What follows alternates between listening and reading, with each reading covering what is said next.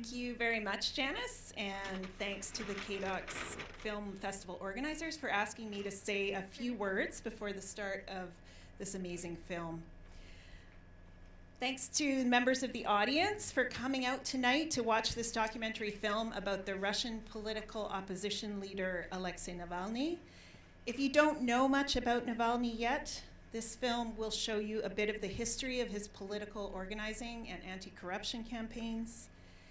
It also focuses quite a bit on the infamous 2020 incident when he was poisoned by Russian state security agents using the nerve agent Novichok, and his subsequent recovery in Germany and his return to Russia in January 2021.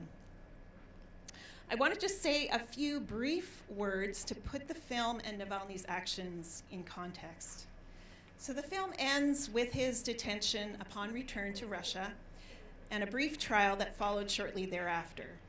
He was initially sentenced to 2.5 years in prison at that time for having violated his parole conditions from a previous sham trial with a suspended sentence.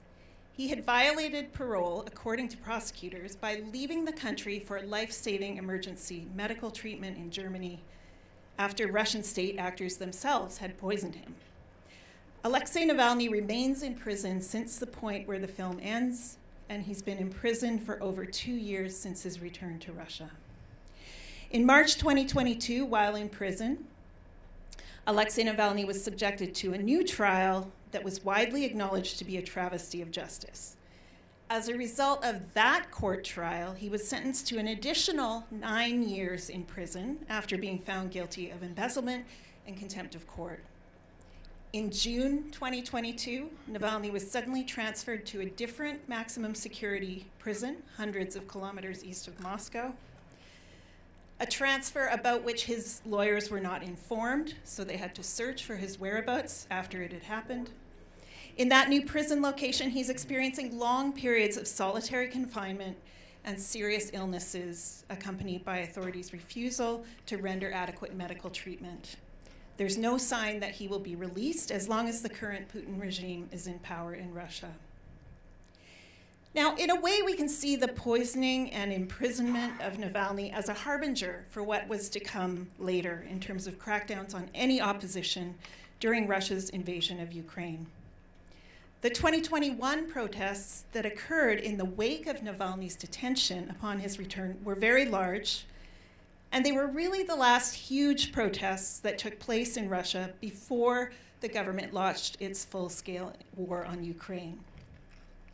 It was estimated that over 100,000 people participated in demonstrations in cities all across Russia when he was detained. Thousands of arrests of protesters and violent crowd control managed to quell those protests. In early 2022, there were smaller protests in Russia when the invasion or special operation first started. But by that time, restrictions on protest had become so severe that it was extremely risky to engage in protest or critical speech, whether in person in the street or online. In the initial weeks and months after the invasion, people resorted to protesting by holding up signs that had no words on them, or simply dashes on the signs to substitute for the letters that spelled out "No to War." And even so, they were arrested, many of them.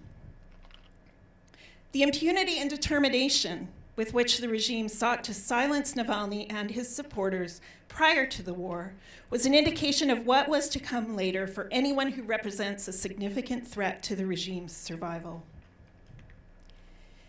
Now, I want you to remember, after seeing this film, as you will no doubt in the coming months continue to hear more evidence of Russian war crimes in Ukraine, intentional attacks on civilians, and the leadership's crazy justifications for the war, you'll continue to hear that it's simply not true.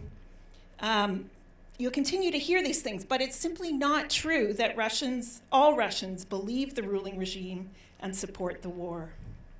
We hear constantly in the news, at least people who pay attention to these things like me, we constantly hear about public opinion polls that show high levels of Russian support for the war and for Putin as leader.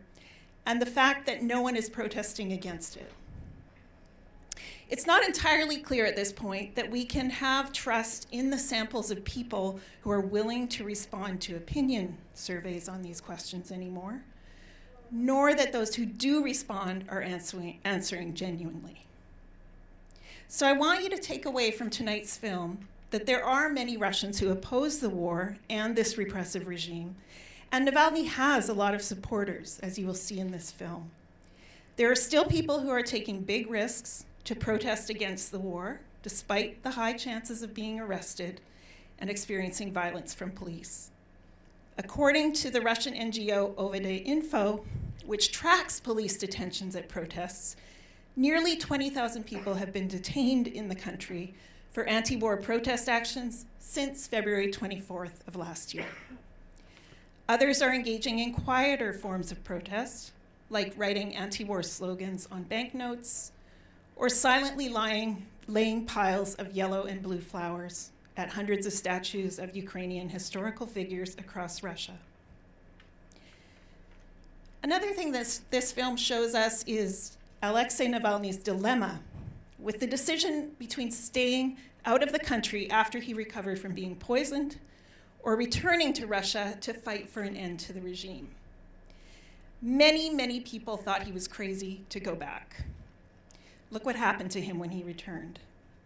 This is a microcosm of what is happening in the wider community of Russian activists today who oppose the war. I personally am a researcher who has studied Russian activists in civil society for over 25 years. And everyone I know in the activist community has now left the country since February 24th of last year. And many of them have regrets and a lack of a clear path for having influence on the politics of their home country or protecting people's rights in the foreseeable future. Now, I hope you'll enjoy this extraordinary film, and thank you for taking the time to be here tonight.